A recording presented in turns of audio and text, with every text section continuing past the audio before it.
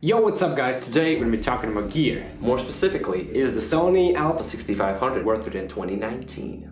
Spoiler alert, it is.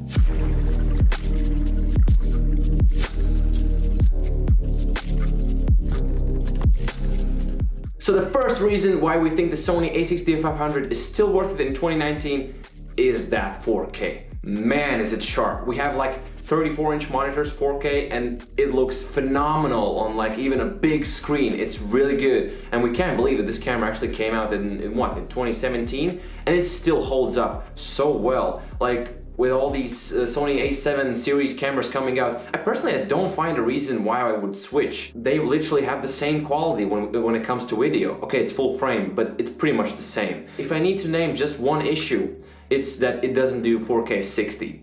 I really wish that it could do that, and then I would call it a perfect camera. But until then, if there's not a Sony camera who cannot do that, I don't think I need even to switch from this. I love this camera, and the 4K is amazing. And especially if you throw on some kind of a really expensive lens like the G-Mesh or especially the Sigma Art. Even the 1080p looks as 4K, it's like so sharp.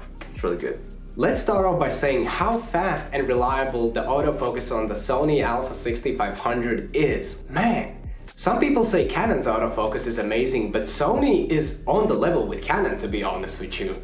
I used to do a lot of events and weddings, and I still do weddings here and there, but I used to do them a lot. And believe it or not, 99% of the times I was on autofocus, which is bad. I know, I'm trying to change, but back then I was on autofocus all of the time, and 90% of the times it really did nail the focus, even on low light conditions, for example weddings. You know, when the couple does the first dance, it's usually lit very poorly, and you kind of want to go 1.4 aperture to get that bokeh in the background or to get the image as clean as possible, and for that, believe it or not, I was using autofocus. And by the way, I wasn't even using the Sony native lenses, I was using Sigma lenses. For example, the Sigma 16mm 1.4. And I couldn't believe it, the autofocus was really 99% of the times spot on, and the image was very, very sharp. So yeah, I consider the autofocus to be very reliable on this camera. And the third reason is built-in image stabilization. Now this can be a really great tool while you're shooting handheld, for example weddings. You know, you want to use a zoom lens and want to be far from the audience, and you just want to zoom in into that shot. You can just use the built-in stabilization, for example. You know, in like new cameras, for example like Canon, they don't even have that option, so this is a really great option to have on the Sony A6500. Alright, the next reason is that this camera is super tiny. It's tiny, seriously. If you have a small lens with it, like the I don't know, 12mm or 30mm, you can legit fit it in your jacket pocket. I've actually sometimes done that.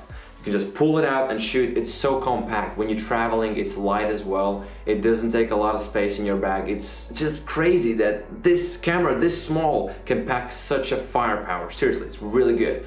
Also, the fact that it's not that expensive anymore. It came out in 2017. You can legit get it for maybe $600, $700 used, which is actually a really good price. And yeah, I think if you have that money, it's totally worth spending on it. Now, let's talk about the nerdy stuff, because come on, everyone loves talking about the profile pictures.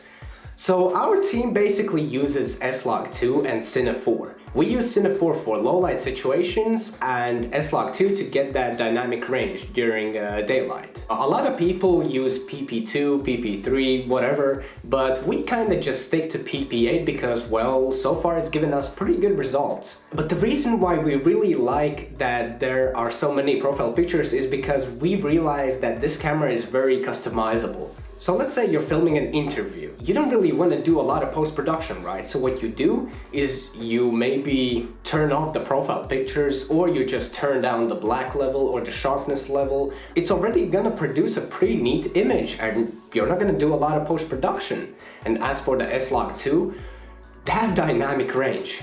I think it had around 12 stops of dynamic range in S-Log2, and that is mind-blowing. If you want to get that cinematic footage, that S-Log2 is gonna help you big time. Another reason is that this camera performs surprisingly well in low light. Not being a full frame camera, not having that large of a sensor, it performs really well. And yeah, sure, it does have a little bit of grain. Yeah, sure, it has a little bit of noise.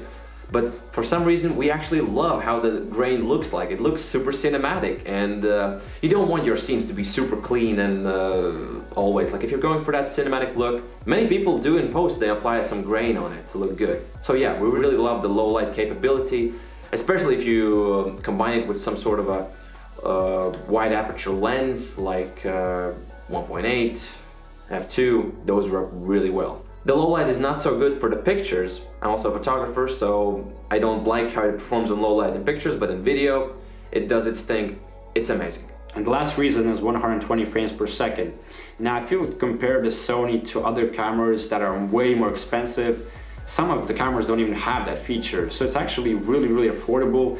And again, if you compare it to other cameras, they might have that feature, but it's actually even lower resolution. While on Sony A6500, you actually get 1080p with the 120 frames per second. It's not super sharp and it's not that mind-blowing, but it's really great to have when you run on a really slow-mo that shot. So yeah, 120 FPS is pretty cool.